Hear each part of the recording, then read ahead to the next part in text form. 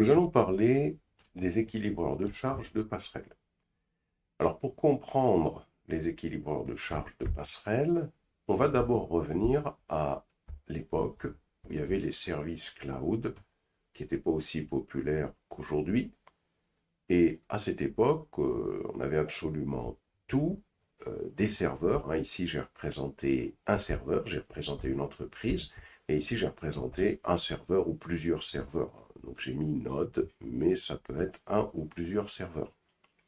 Et donc, on avait les serveurs et ce qu'on appelle les appliances réseau. Alors, ce qu'on appelle les appliances réseau, c'est tout simplement les systèmes tels que les pare-feux, les systèmes de détection et de prévention des intrusions, les IDS, IPS, ça peut être les systèmes d'inspection, ça peut être les fonctions d'analyse et de sécurité du réseau.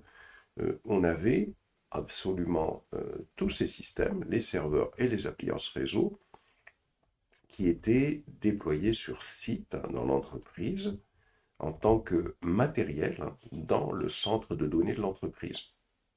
Et lorsqu'on avait un trafic qui provient d'Internet, il était intercepté par cette appliance réseau qui va tout simplement analyser ce trafic, soit via un pare-feu, soit via des systèmes IDS, IPS, etc., etc. Donc ce trafic va être analysé, il est intercepté par cette appliance avant d'être renvoyé euh, au serveur concerné, et puis inversement. Donc ça, c'est, on va dire, le type de configuration que l'on trouvait beaucoup. Et puis, dans un deuxième temps, il y a les services cloud qui sont intervenus et qui sont devenus plus populaires. Donc, on avait les clients qui ont commencé. Ici, j'ai représenté le cloud dans ce que j'ai mis système ici. Ça, je considère que c'est le cloud. Et ça, je considère que c'est l'entreprise. Et donc, quand les systèmes cloud sont devenus plus populaires, les clients, ils ont commencé à déplacer leurs serveurs. Donc ici, j'ai représenté les serveurs d'entreprise qui étaient ici dans le schéma précédent. Donc les clients, ils ont commencé à déplacer leurs serveurs vers le cloud, tandis que les appliances réseau, c'est-à-dire tout ce qui concernait la sécurité du réseau, les pare-feux, les systèmes de détection et prévention des intrusions, les systèmes d'inspection, etc., ces appliances réseau continuaient, elles, d'être sur place, car elles n'avaient pas encore commencé à être virtualisées par les fournisseurs de cloud, et elles n'avaient pas commencé à être mises à disposition sur le cloud. Ça signifie que, ça signifiait donc qu'une entreprise, elle déplaçait ses serveurs sur le cloud, le cloud offrait ce service-là, mais elle laissait tous les systèmes qui constituaient l'appliance réseau, elle les laissait sur site. Cela signifiait donc que le trafic euh, qui devait arriver sur les serveurs, il devait circuler dans les deux environnements, c'est-à-dire que le trafic qui provenait d'Internet, il était inspecté par ces appliances réseau locales, puis il était transféré au serveur dans le cloud, il était inspecté par les appliances réseau locales, et puis ensuite il était transféré dans le cloud vers les serveurs. Et pour ça, on utilisait une connexion VPN. Alors une connexion VPN, c'est tout simplement une connexion qui permet de chiffrer le trafic entre deux sites. Généralement, un serveur VPN qui va être mis en place, par exemple ici au niveau du cloud. Et à partir de l'entreprise, on peut avoir également un serveur VPN qui va être mis en place ici pour que le trafic soit chiffré dans les deux sens. Et donc, quand une requête intervenait du cloud, elle était interceptée par l'appliance réseau. L'appliance réseau, via la connexion VPN, la transmet au serveur, hein, qui font leur travail, et ensuite, une fois que le serveur a fait son travail, c'est renvoyé vers l'appliance réseau qui renvoie la réponse au client.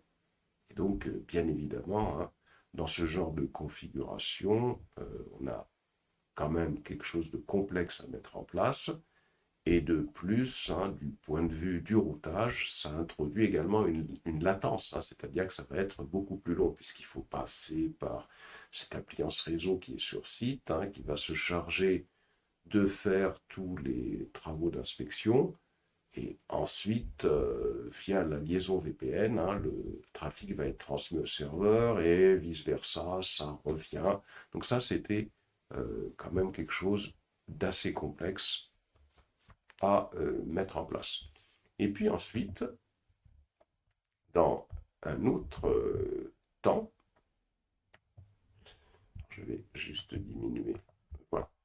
Ensuite, on a les fournisseurs d'appliances réseau. Donc là, j'ai représenté le cloud. Alors, qu'est-ce qu'ils ont fait, ces fournisseurs d'appliances réseau? Ben, ils ont tout simplement virtualisé leurs produits. Donc, les systèmes d'analyse et de sécurité du réseau, pare-feu, etc., qu'on avait l'habitude de mettre en place plutôt au niveau de l'entreprise, hein, en local, bah, du fait que ces fournisseurs ont virtualisé leurs produits, il était possible de les rendre disponibles sur le cloud. C'est ce qui s'est passé dans un autre temps. Et donc là, les entreprises pouvaient déplacer absolument toute leur infrastructure, serveurs, appliances réseau, sur le cloud. Et donc, le trafic entrant, il est intercepté par les appliances de réseau virtuel. Il est bien sûr analysé et il est transmis au serveur dans le cloud. Alors bien évidemment, ça simplifie le routage, hein, qu'on a vu tout à l'heure avec le fait qu'on devait utiliser sur site, hein, au niveau de l'entreprise, les appliances réseau. Donc là, on a une simplification de l'infrastructure dont on a parlé tout à l'heure. Par contre, il demeurait toujours un problème, c'est que l'appliance réseau, comme elle constituait un point de défaillance, eh bien, il fallait penser tout simplement à faire ce qu'on appelle du load balancing, hein, de la répartition de charges. Donc, pour résoudre ce problème de point de défaillance lié à l'appliance réseau, alors ici je ne l'ai pas fait, hein, pour les serveurs, mais c'est le même principe, hein. J'essaie de concentrer mon explication déjà sur les appliances réseau. Et donc là, pour pouvoir résoudre le problème du point de défaillance que constitue l'appliance réseau, bah, l'objectif, c'était tout simplement de rajouter des appliances virtuelles supplémentaires. Et puis, l'objectif, hein, c'était de mettre un équilibreur de charge en place. Et cet équilibreur de charge, c'est ce qu'on appelle l'équilibreur de charge de passerelle, qui permet d'équilibrer la charge du trafic entrant sur plusieurs dispositifs de réseau virtuel. C'est-à-dire que le trafic entrant, il va être intercepté par l'équilibreur de charge de passerelle, qui le transmet aux appliances enregistrées. Ces appliances, qu'est-ce qu'elles vont faire? Elles vont tout simplement inspecter le trafic et, bien évidemment, de la même manière, lorsque les serveurs vont répondre, il va être reçu et inspecté par les appliances. Et une fois qu'elles l'ont inspecté, eh bien, il va tout simplement, ce trafic, être envoyé à l'équilibreur de charge de passerelle qui va être renvoyé au client demandeur. Donc, c'est-à-dire que dans une architecture comme celle-là, l'équilibreur de charge de passerelle, alors déjà pour le dégrossir un peu et l'expliquer, il reçoit le trafic d'Internet, cet équilibreur de charge de passerelle le transmet aux appliances réseau qui vont tout simplement faire leur travail d'inspection. Il sera ensuite transmis au serveur. Le serveur va faire son travail, hein. Le serveur ensuite renvoie la réponse. Elle doit être capturée par les appliances réseau. Et ensuite, les appliances réseau envoient le résultat à l'équilibreur de charge de passerelle qui, lui, va retransmettre le résultat au client. Parlons maintenant des fonctionnalités de l'équilibreur de charge de passerelle. L'équilibreur de charge de passerelle est transparent. Ça signifie que la source, c'est-à-dire la personne qui envoie le paquet, lui, veut l'envoyer vers le serveur, la source ne sait absolument pas qu'il y a un équilibreur de charge de passerelle qui se trouve sur le chemin avant le serveur. L'équilibreur de charge de passerelle, lui, il va tout simplement répartir le trafic et il met également à l'échelle nos dispositifs de réseau virtuel. L'équilibreur de charge de passerelle, il fonctionne au niveau 3 du modèle OSI. Le niveau 3 du modèle OSI, c'est la couche réseau. Donc ce niveau 3 est également connu sous le nom de couche réseau. Donc il est important de retenir que cet équilibreur de charge fonctionne au niveau 3. Ce n'est pas comme l'équilibreur de charge d'application qui lui fonctionnait au niveau 7. Ce n'est pas également comme l'équilibreur de charge réseau qui lui fonctionnait au niveau 4. L'équilibreur de charge de passerelle, lui, il fonctionne au niveau 3. Le modèle OSI, on sait que c'est tout simplement un cadre conceptuel qui divise la communication réseau en différentes couches. La couche 3, donc, c'est la couche réseau. Alors, étant donné que cet équilibreur de charge de passerelle fonctionne au niveau de la couche réseau, qu'est-ce qu'il fait? Eh bien, dès qu'il reçoit un paquet, il transfère tous les paquets IP sur tous les ports. Les numéros de port, les protocoles et les applications, ce sont des fonctions des couches supérieures. Numéro de port et protocole, c'est des fonctions de la couche supérieure. Même chose pour les applications. Comme on est au niveau de la couche 3 ou de la couche réseau, l'équilibreur de charge de passerelle, il ne distingue pas le trafic dans ses composants, il transfère simplement tous les paquets IP. Et de plus, si on se souvient bien, pour faire une comparaison, nous on avait vu que les équilibreurs de charge d'application et de réseau, ils nécessitaient une configuration d'écouteurs pour correspondre au trafic entrant. On devait mettre des écouteurs en place. Et la configuration de cet écouteur, elle contenait des informations sur le protocole et le port. C'est comme ça qu'on avait configuré les équilibreurs de charge d'application et les équilibreurs de charge réseau. L'équilibreur de charge de passerelle, en revanche, il transfère tout simplement tout le trafic qu'il reçoit aux appliances enregistrées. Il n'y a pas d'écouteur. Il reçoit du trafic, il transfère, tout simplement. Cet équilibreur de charge de passerelle, par contre, il prend en charge les vérifications de l'état. Voir si, bien sûr, les cibles qui sont enregistrées sont des cibles saines. Il ne transfère pas le trafic s'il voit qu'il y a une cible qui est en panne. Les cibles malsaines sont radiées. De plus, ce qu'il faut savoir, c'est que le trafic entre l'équilibreur de charge de passerelle et ses cibles, ils utilisent ce qu'on appelle le protocole Genève. On peut parler un peu de ce protocole Genève. Genève, ça signifie Generic Network Virtualization. Genève, c'est Generic Network Virtualization, Encapsulation. On peut peut-être l'écrire quelque part. Si. Genève, c'est générique network virtualization encapsulation. Alors, encapsulation.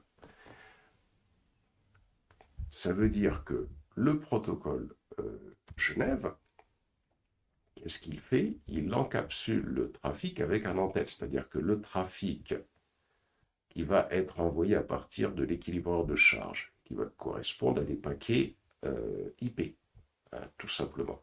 Eh bien, il va y avoir des informations en plus, on va le dire comme ça, qui vont être rajoutées à chaque paquet. C'est ça qu'on appelle l'encapsulation, tout simplement. L'encapsulation va garantir que le paquet d'origine est intact.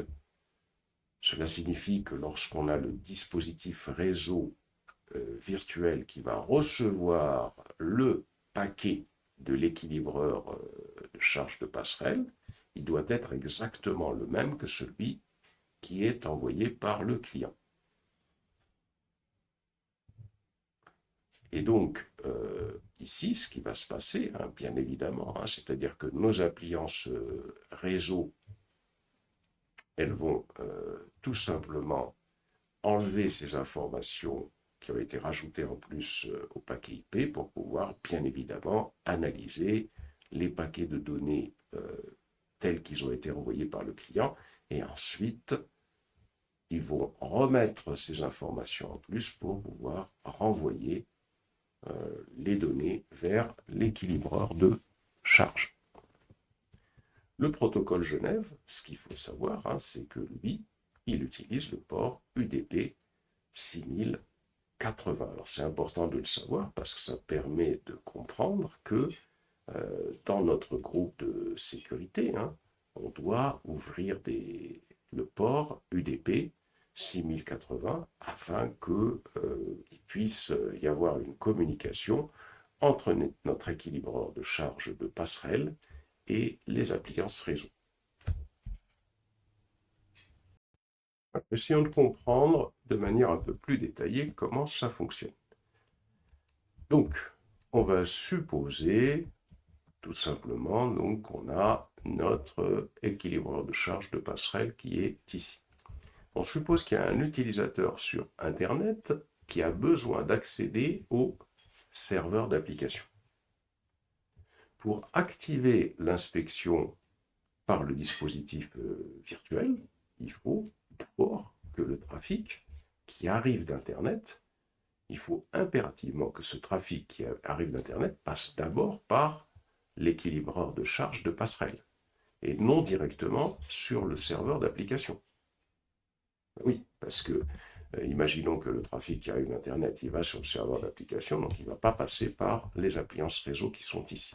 Donc, il faut déjà mettre une configuration en place pour que le trafic qui arrive d'Internet aille sur l'équilibreur de charge. Et pour faire ça, la bonne solution, c'est de mettre en place une table de routage, c'est-à-dire qu'on va mettre en place une configuration de routage. Avec cette configuration de routage, on va faire en sorte que le paquet de demandes qui arrive ici atteigne d'abord l'équilibreur de charge de passerelle. Donc il va falloir configurer une table de routage pour cela. Et qu'est-ce qui va faire l'équilibreur de charge de passerelle? On a dit qu'il va ajouter des informations au paquet IP hein, qu'il va transmettre aux appliances virtuelles. Donc il ajoute des informations au paquet IP et il transmet ça vers les appliances virtuelles. Alors on va le suivre ici. Ici par exemple, supposons qu'il transmet le paquet à cette appliance virtuelle. Il va transmettre ce paquet en utilisant le protocole Genève sur le port 6081. L'appliance virtuelle, qu'est-ce qu'elle va faire? Elle va enlever les informations qui ont été rajoutées en plus et ça va permettre d'avoir le paquet tel qu'il a été envoyé par l'utilisateur.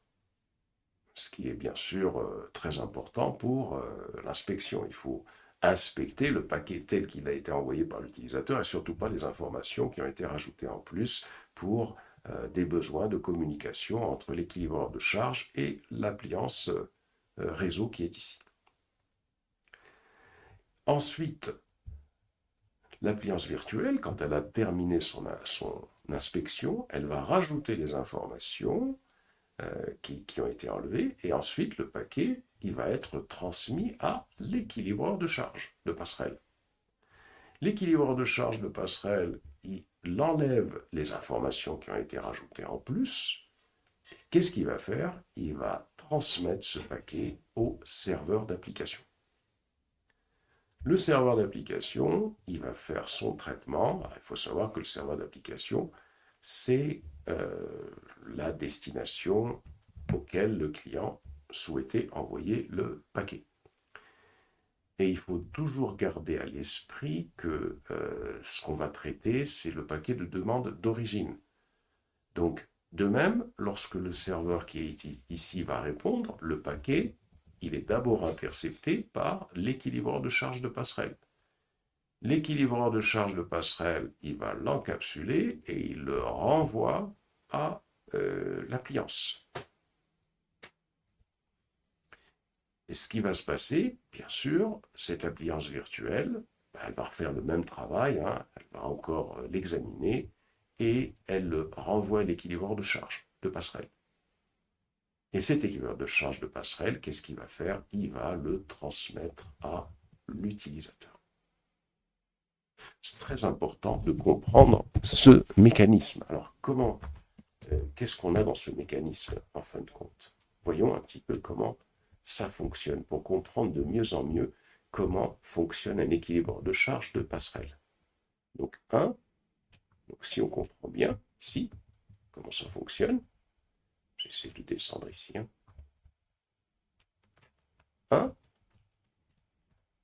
Ce qui se passe, c'est qu'on a le client qui transmet sa requête. Bien sûr, la requête, elle va être par exemple transmise au format HTTP. Bon. Deuxièmement, ce qui va se passer quand la requête est transmise, on a une table de montage qui transmet la requête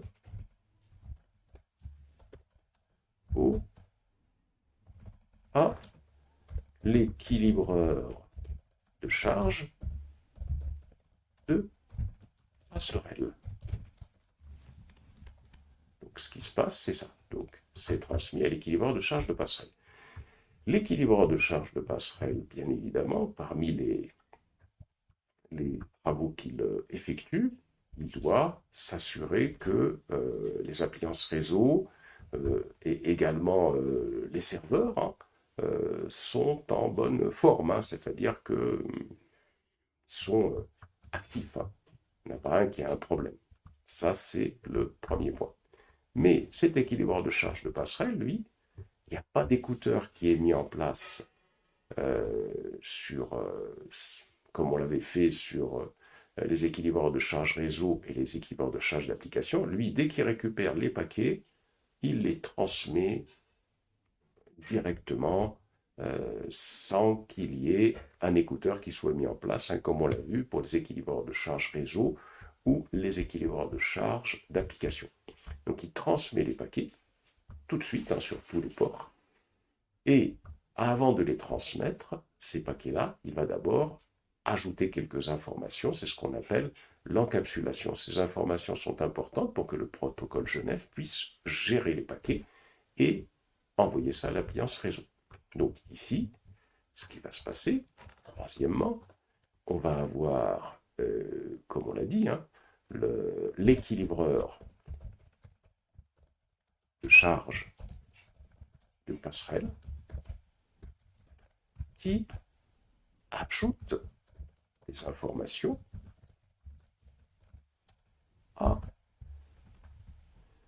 au paquet. Pourquoi il fait ça? Tout simplement pour que le protocole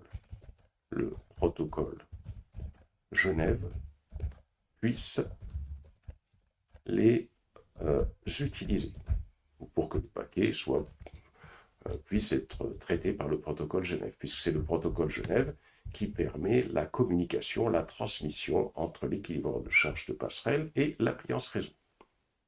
Donc ça, c'est la première des choses.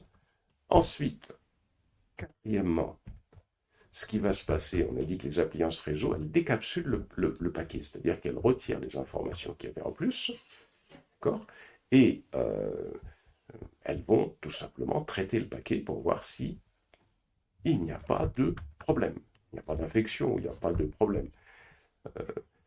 Donc, on va avoir l'appliance réseau qui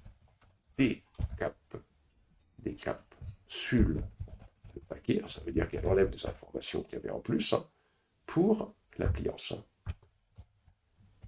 Pour le traiter. Cinquièmement, après traitement, les paquets sont encapsulés, c'est-à-dire qu'on va réajouter les informations en plus pour que le protocole Genève puisse traiter les paquets. Donc, sont réencapsulés et envoyés et renvoyés à l'équilibreur de charge de passerelle. Donc l'équilibreur de charge de passerelle récupère les paquets. Une fois qu'il a récupéré le paquet, l'équilibreur de charge de passerelle, il va enlever les informations qu'il y avait en plus pour envoyer ces informations vers le serveur. Donc, sixièmement, l'équilibreur de charge de passerelle décapsule les paquets et les transmet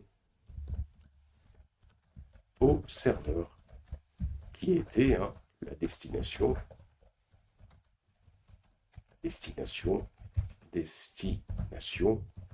finale. Le serveur récupère le paquet. Le serveur fait son travail et renvoie le paquet à l'équilibreur de charge quand il a terminé. Septièmement, le serveur renvoie les paquets lorsque le traitement est terminé à l'équilibreur de charge. L'équilibreur de charge de passerelle. Cet équilibreur de charge de passerelle, qu'est-ce qu'il fait? Il va encapsuler les paquets pour les renvoyer à l'appliance réseau. Huitièmement, l'équilibreur de charge de passerelle va réencapsuler les paquets pour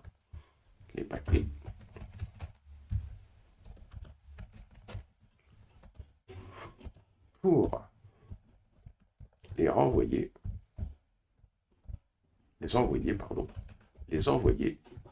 à l'équilibreur de charge de passerelle. Les appliances décapsulent le paquet, font le traitement et renvoient le résultat à l'équilibreur de charge de passerelle. Neuvièmement, les appliances décapsulent le paquet et renvoient et traitent le paquet, puis le réencapsule et les renvoie à l'équilibreur de charge de passerelle. Et enfin, l'équilibreur de charge de passerelle décapsule le paquet et renvoie à l'utilisateur. Dixièmement, l'équilibreur de charge de passerelle décapsule le paquet et le renvoie à l'utilisateur. Voilà. Donc ça, c'est vraiment important de comprendre comment tout ça fonctionne. Une dernière fois, le client envoie un paquet, envoie une requête. La requête est récupérée par la table de routage. La table de routage, elle est configurée de telle manière à envoyer le trafic vers l'équilibreur de charge de passerelle. L'équilibreur de charge de passerelle fonctionne au niveau 3 du modèle OSI. Il n'y a pas d'écouteur qui a été configuré sur l'équilibreur de charge de passerelle et il envoie son trafic sur tous les ports, hein, et sur tous les, indépendamment des ports, indépendamment des paquets IP. Donc ici, par contre, comme il y a une communication qui doit se faire avec des appliances réseau qui sont destinées à inspecter le trafic, donc l'équilibreur de charge de passerelle, il encapsule le paquet, c'est-à-dire qu'il va rajouter des informations en plus pour que le paquet puisse être traité par le protocole Genève qui fonctionne sur le port UDP 6081. Et donc, il envoie ces paquets encapsulés, il les envoie aux appliances réseau. Les appliances réseau décapsulent le paquet, c'est-à-dire qu'elles retirent des informations qui ont été rajoutées en plus pour pouvoir effectuer le traitement sur les données d'origine.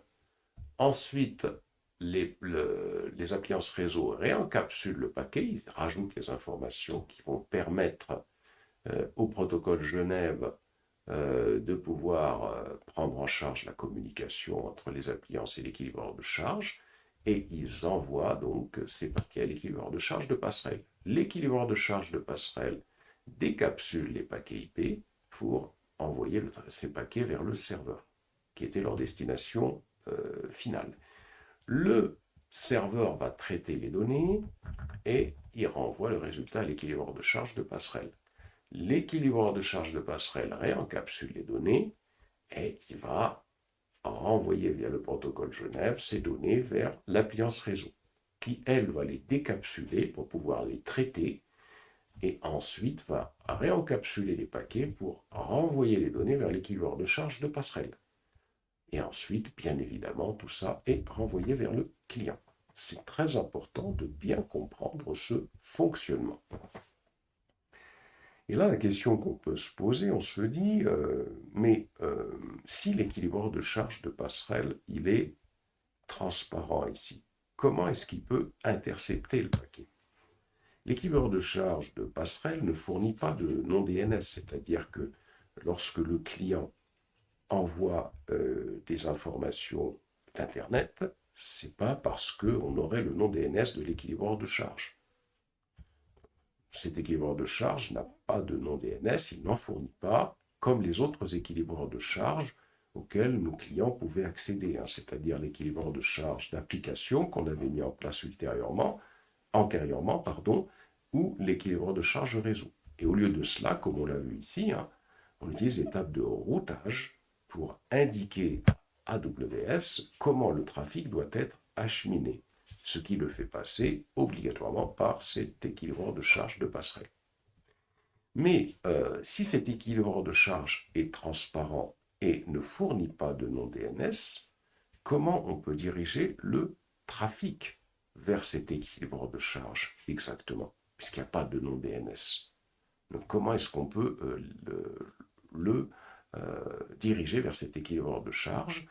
C'est ce qu'on va voir dans quelques instants, surtout à partir du serveur. Puisqu'il n'y a pas de nom DNS, comment est-ce qu'on peut diriger le trafic vers cet équilibreur de charge? Et pour ça, pour pouvoir diriger le trafic du serveur vers l'équilibreur de charge, on va tout simplement utiliser ce qu'on appelle un point de terminaison. Qu'est-ce que c'est qu'un point de terminaison d'équilibrage de charge de passerelle? C'est un service, ce point de terminaison, c'est un service qui peut être utilisé pour diriger le trafic du serveur vers l'équilibreur de charge. Un point de terminaison, c'est un composant réseau qui permet la communication entre des services d'AWS. Tout trafic qui va être dirigé vers le point de terminaison sera reçu par l'équilibreur de charge de passerelle, qui le transmettra ensuite aux appliances enregistrées. Donc là, la boucle est bouclée. On voit que là, on a tout ce qu'il nous faut pour pouvoir mettre en place notre équilibreur de charge. Un dernier mot sur les appliances réseau. Alors, ces appliances réseau qu'on peut utiliser avec un équilibreur de charge de passerelle, Ces appliances, elles sont développées par des fournisseurs tiers et elles sont disponibles sur AWS Marketplace. Ces appliances, elles nécessitent généralement une licence et un abonnement pour les utiliser. Les équilibreurs de charge de passerelle sont utilisés pour équilibrer la charge entre les appliances de réseau virtuel qui sont couramment utilisées à des fins de sécurité, de surveillance et d'inspection du réseau. Ce qu'on va faire dans la suite maintenant, c'est tout simplement parler du scénario que l'on va mettre en pratique pour pouvoir pratiquer cette configuration qui est un petit peu complexe sur AWS. Le scénario que nous allons configurer, on va l'expliquer ici pour pouvoir mettre en place bien sûr l'équilibreur de charge de passerelle. On va configurer un scénario que l'on trouve généralement dans un réseau de production. Le trafic vers un serveur d'application doit être inspecté par une appliance tierce, toujours. Donc, premièrement, on va commencer par créer deux VPC. On va créer un VPC d'application et un VPC de sécurité. Chacun de ces VPC vont être isolés les uns par rapport aux autres. Dans le VPC qui va être ici, c'est-à-dire dans le VPC de... alors on va parler d'abord du VPC d'application. Sur le VPC d'application, eh bien le VPC d'application, il va héberger le serveur d'application, celui vers lequel l'utilisateur souhaite envoyer son trafic, ses requêtes. Le VPC de droite, lui, ici, il va héberger l'équilibreur de charge de passerelle, et donc c'est pour ça qu'on va l'appeler VPC de sécurité. Dans les deux VPC qui sont ici, on va créer deux sous-réseaux, comme on peut le voir ici. On va créer deux sous-réseaux, et sur le VPC d'application, on aura des sous-réseaux publics, tandis que le VPC de sécurité, lui, il aura des sous-réseaux privés. Les sous-réseaux publics, ce sont des sous-réseaux, tout simplement, qui ont une route vers Internet, alors que les sous-réseaux privés n'en ont pas. L'objectif, de toute façon, comme on le comprend ici, c'est que la communication avec Internet devra se faire avec le serveur d'application, mais que le réseau, le VPC de sécurité, normalement, ne doit pas être atteint à partir d'Internet. Alors de même, les instances dans les sous-réseaux publics, toute instance qu'on va créer dans les sous-réseaux publics, comme ici, ils ont des adresses IP publiques, tandis que les instances dans les sous-réseaux privés n'ont que des adresses IP privées. C'est important de garder à l'esprit qu'au sein d'AWS, il n'existe aucun moyen de désigner un sous-réseau comme public ou privé. Il s'agit simplement d'un moyen de faire référence au sous-réseau en fonction de sa configuration. Alors, dans le VPC de sécurité, on aura un sous-réseau qui va héberger l'équilibreur de charge de passerelle, tandis que l'autre, il hébergera le dispositif réseau, tout simplement ce qu'on avait appelé l'appliance réseau. Et donc, cette appliance, elle va inspecter le trafic d'application qui sera envoyé à partir du VPC d'application. L'objectif, c'est que le serveur d'application, comme on l'a vu dans le schéma, il devra envoyer ces informations vers l'équilibreur de charge et vers le sous-réseau qui contient l'appliance réseau pour que les données soient inspectées. Alors, dans le VPC d'application, on a un sous-réseau qui contient le serveur d'application. Et par défaut, on le réexplique ici, les deux VPC sont isolés. Ça veut dire que le serveur d'application ne peut pas envoyer de trafic à cette appliance qui se trouve dans le VPC de sécurité pour inspection, puisque ces deux VPC sont isolés. Et donc, ce qu'on va faire pour qu'il puisse y avoir quand même une communication, on va créer un point de terminaison ici, gateway load balancer, Dans cet autre sous-réseau public du VPC d'application, ce point de terminaison, c'est quoi? C'est un composant réseau qui fournit des services de mise en réseau. Donc en créant ce point de terminaison, nous pouvons étendre en fin de compte cet équilibreur de charge de passerelle au VPC d'application, tout en le conservant dans un autre VPC. Donc le serveur d'application qui doit recevoir du trafic provenant d'Internet, puisque l'objectif c'est qu'il doit recevoir du trafic, ce qu'on va faire, on va donc créer ici une passerelle Internet. Cette passerelle Internet, elle sera affectée au VPC d'application. Cette passerelle Internet, c'est un composant réseau qui permet la communication entre notre VPC et Internet. C'est comme un routeur virtuel. Donc pour résumer, l'objectif, ce sera de créer déjà deux VPC d'application, deux VPC qui devront être isolés. Un VPC d'application, un VPC de sécurité. Dans ce premier VPC, on aura deux sous-réseaux publics. Dans le VPC de sécurité, on aura deux sous-réseaux privés.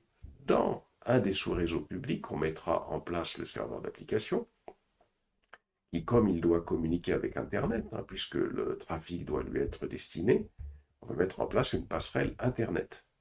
De plus, dans un autre sous-réseau, on mettra en place un point de terminaison. On a dit qu'un point de terminaison, c'est un composant qui permet à des services AWS de communiquer entre eux. Dans le VPC de sécurité, on mettra l'équilibreur de charge de passerelle en place et on mettra notre appliance réseau ici. L'objectif, c'est que quand du trafic est reçu d'Internet, ça doit arriver sur le point de terminaison, qu'il balance sur l'équilibreur de charge, qu'il balance vers l'appliance le renvoie à l'équilibreur de charge, qu'il envoie au point de terminaison, vers le serveur d'application qui leur, etc., etc. On va voir, bien sûr, dans quelques instants, comment tout ça doit fonctionner, puisque c'est ça qu'il va falloir qu'on mette en place. Alors, si on essaie de comprendre le flux du trafic, on va configurer donc, le serveur d'application qui est ici. Pour transférer tout le trafic entrant et sortant, tout le trafic qu'on souhaite lui envoyer, ou le trafic que lui va envoyer, on va le configurer de telle manière à ce que tout ce trafic entrant, à l'exception du trafic VPC local. C'est-à-dire que si ce serveur d'application devait communiquer avec d'autres serveurs ici localement, j'en ai pas représenté, bien évidemment, la communication locale n'est pas envoyée vers l'équilibreur de charge de passerelle. Seule la communication seuls les paquets qui proviennent d'Internet vers le serveur d'application ou qui vont du serveur d'application vers Internet vont passer par l'équilibreur de charge de passerelle. Mais le trafic local, non, le trafic local, lui, on ne va pas l'inspecter. C'est plutôt tout trafic qui provient de l'extérieur et qui est destiné à quitter le VPC. Donc, lorsqu'un utilisateur, sur Internet, tente d'accéder au serveur d'application, ce trafic entrant qui doit être inspecté, donc il arrive sur la passerelle. Et donc, il va être reçu par le point de terminaison de l'équilibreur de charge. Voilà, le trafic, il arrive vers le point de terminaison de l'équilibreur de charge. Le point de terminaison de l'équilibreur de charge, il va le transmettre à l'équilibreur de charge de la passerelle, qui, lui, ensuite, va le transmettre à l'appliance réseau via le protocole Genève. Lorsque l'inspection, elle est terminée, l'appliance, elle renvoie le paquet à l'équilibreur de charge de passerelle. Et l'équilibreur de charge de passerelle va le transmettre au point de terminaison de l'équilibreur de charge de passerelle ici, qui lui va le transmettre au serveur d'application. Lorsque le serveur d'application répond, il a fini de son traitement, qu'est-ce qui va se passer? Il renvoie les paquets, donc les paquets vont être reçus par le point de terminaison de l'équilibreur de charge de passerelle, ici. Et ensuite, c'est envoyé à l'équilibreur de charge de passerelle, puis sur le dispositif réseau, qui est ici. Donc l'appliance réseau. L'appliance réseau va l'inspecter, et renvoie le paquet à l'équilibreur de charge de passerelle, qui l'envoie ensuite au point de terminaison de l'équilibreur de charge de passerelle, qui le renvoie ensuite au client demandeur sur Internet. Et là, comme on a compris que les appliances réseau, comme ici, sont généralement mises à disposition par des fournisseurs tiers et nécessitent une licence ou un abonnement, comme la plupart d'entre nous, on n'en a pas, ben pour pouvoir tester ce scénario, qu'est-ce qu'on va faire? On va tout simplement remplacer l'appliance réseau par une instance EC2. Et cette instance EC2, ben, elle va faire office d'appliance réseau. Elle va recevoir du trafic à la manière dont on a discuté, hein, c'est-à-dire avec le protocole Genève, mais elle ne pourra pas répondre parce que ce n'est pas une véritable appliance. C'est parce que tout simplement l'instance EC2 n'est pas une appliance réseau, elle ne sait donc pas gérer les paquets à l'aide du protocole Genève. Mais nous, ce qui nous intéresse ici, c'est de constater que ce système fonctionne. Nous, ce qu'on veut s'assurer, on veut s'assurer de comment fonctionne cet équilibreur de charge. À la rigueur, que l'appliance réseau ne réponde pas, ce n'est pas un problème. Mais comment on doit s'assurer de ça? C'est-à-dire on doit s'assurer que lorsque un trafic arrive d'Internet, on veut être sûr qu'il est bien reçu par l'appliance réseau qui est ici. C'est ça, donc il va falloir la surveiller, cette appliance réseau. Et lorsque le serveur d'application, il génère du trafic comme réponse, on veut être certain que c'est d'abord récupéré par cette appliance réseau. Donc ce qu'on va faire, on va mettre en place des serveurs qui vont nous permettre de surveiller le serveur d'application, qui vont nous permettre de surveiller les appliances réseau. Et donc, on va faire semblant de générer du trafic à partir de notre machine vers ce serveur d'application qu'on va mettre en place sur AWS, et on va surveiller, on va s'assurer que le trafic est bien réceptionné ici. Et de plus, lorsqu'on va simuler une réponse du serveur d'application, on va s'assurer que le trafic est bien réceptionné ici. Et là, on aura compris comment fonctionne un équilibreur de charge.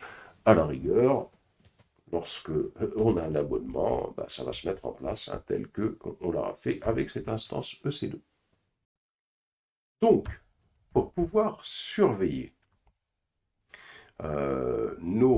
notre serveur d'application et notre appliance réseau, puisque on a vu tout à l'heure, on a expliqué précédemment que lorsque l'équilibreur de charge transmet le trafic d'inspection à cette instance, il ne va pas obtenir de réponse parce que une instance C2 ne sait pas gérer le trafic, le protocole Genève. C'est pas comme une appliance réseau. Et comme on n'en a pas, donc ce qu'on va faire, nous on va utiliser, comme on n'a pas d'abonnement à une appliance réseau, on va tout simplement utiliser une instance C2, l'objectif étant de parfaitement comprendre comment fonctionne un équilibreur de charge de passerelle. Donc on va avoir besoin, comme on l'a expliqué, d'un moyen de vérifier que le trafic circule comme prévu. On va avoir besoin d'un moyen pour nous connecter à cette appliance et de vérifier que le trafic l'a effectivement atteint à des fins d'inspection. Et pour cela, on va avoir besoin de ce qu'on appelle un hôte bastion dans le VPC de sécurité. Un autre bastion, c'est quoi? C'est comme un serveur d'accès à distance. On va pouvoir y accéder à distance. Cela va nous permettre de nous connecter directement à l'instance ou à network appliance et de voir le trafic entrant sur cette appliance. Donc ce qu'on va faire, on va placer l'autre bastion dans un sous-réseau public ici. Donc on va créer un sous-réseau public, donc ça c'est à des besoins de test, sinon si on avait une véritable appliance ici, on n'aurait pas besoin de le faire. Donc on va créer ici cet autre bastion dans un sous-réseau public. C'est-à-dire que ça va être un sous-réseau qui va avoir accès à Internet et qui va attacher une passerelle Internet, donc on va avoir une passerelle Internet ici, au VPC de sécurité. Donc à partir d'Internet, on va se connecter à l'autre bastion et à partir de là, nous nous connecterons à l'appliance réseau et on va la surveiller. On va voir si quand on envoie du trafic vers le serveur d'application, est-ce qu'il y a bien un trafic qui arrive sur cette appliance. De plus, comme nous utiliserons une instance EC2 au lieu d'une véritable appliance réseau, nous ne pourrons pas nous connecter au serveur d'application pour pouvoir générer du trafic sortant, hein, c'est-à-dire qu'on ne peut pas nous connecter d'ici, puisqu'il n'y a pas de réponse, donc on ne peut pas envoyer du trafic vers le serveur d'application. Donc ce qu'on va faire, hein, c'est nous qui allons le générer manuellement. Donc c'est la raison pour laquelle, ici, hein, du fait que l'instance EC2 ne peut pas répondre, hein, puisqu'on a dit que c'est une instance EC2, ce n'est pas une appliance, c'est la raison pour laquelle si nous, par exemple, on se connecte à partir d'Internet, on envoie du trafic, le trafic va être réceptionné ici, eh bien, on n'aura pas de réponse du serveur. Donc, ce qu'on va faire, on va avoir besoin d'un moyen de contourner cela. C'est nous qui allons générer du trafic à partir d'ici. Donc, pour pouvoir faire ça, qu'est-ce qu'on va faire?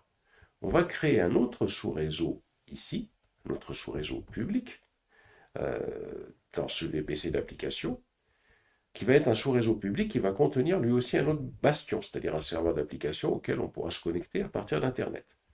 L'autre bastion, lui, il aura un accès direct à Internet, donc on va pouvoir s'y connecter, et à partir de là, on se connectera au serveur d'application.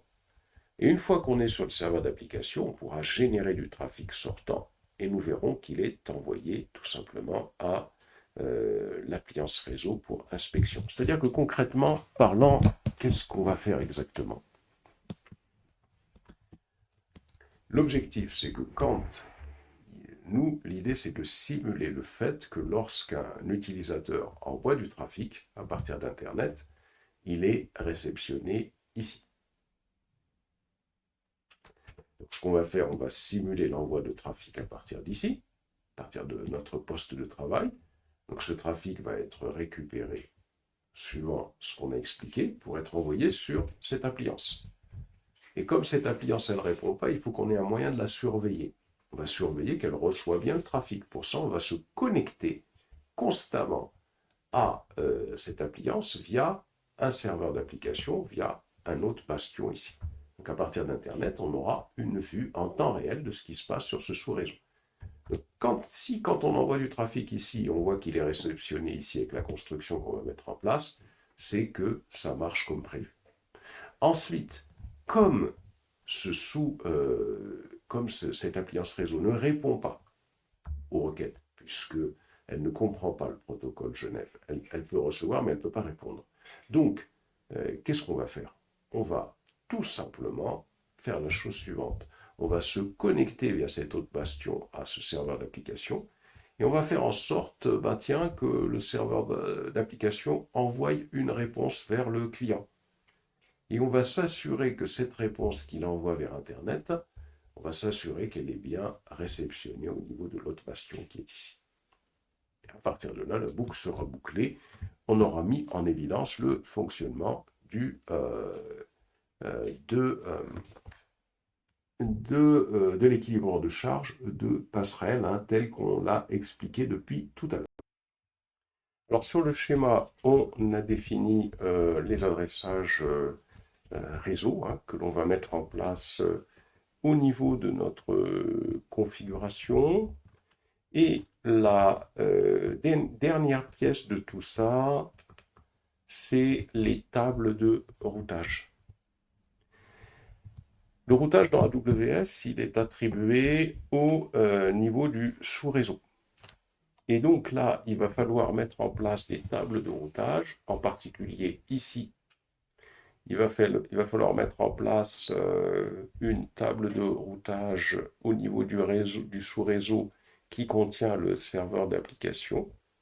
Et au niveau de ce sous-réseau, dans cette table de routage, il y aura un itinéraire par défaut qui va pointer vers le point de terminaison de l'équilibreur de charge, comme transport suivant. 0.0.0/0, ça signifie tout simplement tout le trafic. Et donc tout le trafic entrant et sortant à destination et en provenance du serveur d'application, il passera par le point de terminaison qui est ici Gateway Load Balancer. Donc il faut qu'on mette en place une table de routage au niveau du sous-réseau qui va contenir le serveur d'application, dans lequel on spécifiera la destination par défaut, 0.0.0.0/0, et on spécifiera donc le point de terminaison qui est ici. Donc tout trafic qui va sortir du serveur d'application, hop, il va être envoyé vers le point de terminaison. Donc ça, c'est une première chose. Le point de terminaison qui est ici, lui, il n'a pas besoin d'un itinéraire pour transmettre à l'équilibreur de charge, hein, qui est ici, hein, puisque, en fin de compte, le point de terminaison, c'est une extension de l'équilibreur de charge, de sorte que ce point de terminaison, d'ailleurs, il va être configuré comme ça, hein, dès que ce point de terminaison reçoit du trafic, il le transfère automatiquement à l'équilibreur de charge qui est ici. Par contre, comme le point de terminaison, quand il recevra du trafic à partir de cet équilibre de charge de passerelle et qu'il a besoin de savoir comment l'acheminer, le renvoyer vers le client, ben on affectera à ce sous-réseau public, on lui affectera une passerelle, on lui affectera pardon, une table de routage dans laquelle on spécifiera que on va avoir donc une route par défaut qui est la passerelle qui est ici. C'est-à-dire que quand on recevra du trafic ici, et que on aura donc ce trafic qui devra être renvoyé vers Internet. Eh bien, ce sous-réseau saura qu'il devra envoyer ce trafic vers la passerelle Internet. De la même façon, ici, on a le sous-réseau public qui contient le bastion, qui lui aussi doit connaître les routes vers lesquelles il doit renvoyer le trafic lorsqu'il est question de l'envoyer vers Internet. Donc on va lui définir une route par défaut vers la passerelle. Même chose à ce niveau-là hein, pour l'autre bastion qui est ici. Pour cet autre bastion, il va falloir donc lui définir une table de routage, hein, en particulier au sous-réseau public qui contient l'autre bastion, il faut lui définir une table de routage pour lui dire, voilà, quand tu dois envoyer du trafic vers Internet, eh bien, il faudra l'envoyer vers la passerelle qui est ici. Donc, pour résumer, sur ce schéma que nous allons construire, on va d'abord commencer à construire les VPC, les sous-réseaux, on va tout définir, c'est-à-dire qu'on va construire tous ces éléments-là, petit à petit, pour pouvoir voir notre équilibreur de charge en fonctionnement. Donc, on va y aller maintenant et ça nous permettra de comprendre de mieux en mieux ce schéma, hein, cette construction qu'on a réalisée à ce niveau-là. Et à chaque fois, on se reportera à ce schéma lors de nos manipulations.